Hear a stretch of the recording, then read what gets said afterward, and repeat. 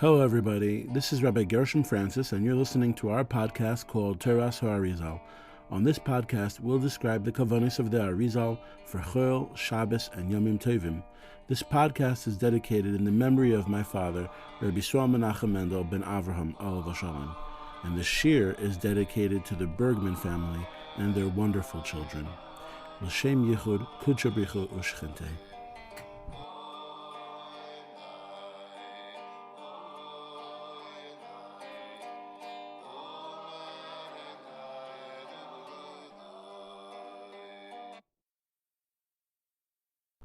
The monthly cycles are connected the Sphira of Malchus and represent the Koyach of Bnei Yisrael down here on earth. So every month there's a Shleimus which comes to the Shechina within the days of the month. This Shleimus comes at the 10th of the month and represents Malchus being Shalem within its own unit of 10 Spheros. After this Shleimus, during the next 5 days, Malchus ascends the 5 lower Spheros of Zer Anpin. At this time, Zer Anpin, which is the koyach of giving, and Malchus, which is the koyach of being mekabel, unite.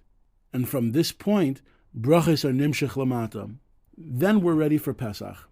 This explains why Pesach actually occurs on the 15th, and why Bedikas Chametz occurs right before the 15th, on the 14th. Because at that time there's a shleimus of Malchus, and a yichud between Malchus and Zer Anpin. Now, each month represents a tzeruf or combination of Shem Havaya. The month of Nissan is extra special since the combination for Chodesh Nissan is Shem Havaya in order, Yud K Vav K, unlike other Chadashim. In addition to this, we could receive extra koyach and sayata dishmaya by reading the Nasi every day and having in mind the tzeruf of Shem Havaya, which corresponds to that shevet, because every shevet is connected to Shem Havaya spelt in a different way. So therefore, when we read the Nasi every day and we're mechavein the Shem Havaya, which is connected that shevet, we're able to be makabel koiches, brachos, and sayata dishmaya from the shirish of that shevet. This brings us to Tachnun. Usually there's a yichud between Zer Anpin and Malchus every single day. Normally, this begins in Tachnun and culminates in Nefilas Apayim. By Nefilas Apayim, we put our face down because there's a powerful yichud which occurs. How does this yichud occur during the Chodesh of Nissan when no Tachnun is said? The answer to this is that this yichud occurs through us. Normally, in Tachnun, we send the lowest part of our nefesh, ruach, and neshama. Again, we send the lowest part of our nefesh, ruach, and neshama to ascend l'mayla and to be malaket nitzutzos, to gather sparks in all the world. So when the lower level of our naran, our nefesh, ruach, and neshama ascends l'mayla, it brings these nitzutzos to olam ha'atzilos. This is hinted in the 3 shemos of Havaya de Ben, 3 shemos of Hashem's name, which being filled equal a total of 52. They're called Shem Havaya de Ben. They're hinted in the words of Nefilas Apayim, which is Elecha Hashem Nafshi Esa Elokai B'cho Botachti. Within there is hinted 3 shemos of Havaya de Ben, and it represents the 3 lower levels of our Nefesh, Ruach, and Neshama. These koiches of our Neshama are what make the yichud between Zer Anpin and Malchus on a daily basis. But when Tachnun is not said, we can still bring about this yichud between Zer Anpin and Nukva by sending the lower levels of our Nefesh, Ruach, and Neshama, our Naran, when we read Ashrei. Because in the beginning of Ashrei, it is also hinted 3 shemos of Havaya de Ben. Through these 3 shemos of Havaya de Ben, our Neshama receives the koyach to be malaket nitzutzos and bring them up to olam ha'atzilus and cause a yichud between Zer Anpin and Malchus. So even though we don't do Nefilas Apayim and we're not makabel the 3 shemos of Havaya de Ben, we are makabel 3 shemos of Havaya de Ben to make this yichud later on by Ashrei.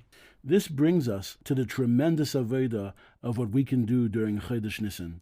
The Zohar HaKadosh says in the name of Reb Elazar that there are 3 mechitzos in Gan Eden. And within each of these mechitzos, there is a multitude of neshamas and ruchos from people that passed away and are waiting to enter into Gan Eden. These neshamas bask in the scent of Gan Eden. Gan Eden itself, within Gan Eden, where the tzaddikim receive their tainug, no eye has seen it. Only they have. These neshamas standing outside of Gan Eden, within these three mechitzos, resemble and seem like the chirping of birds every morning. They see us doing mitzvahs, and they daven for us, for all that we need. This is a teva that they do for us. And because of this, we ought to do a teva for them as well, and daven that they merit to enter into Gan Eden.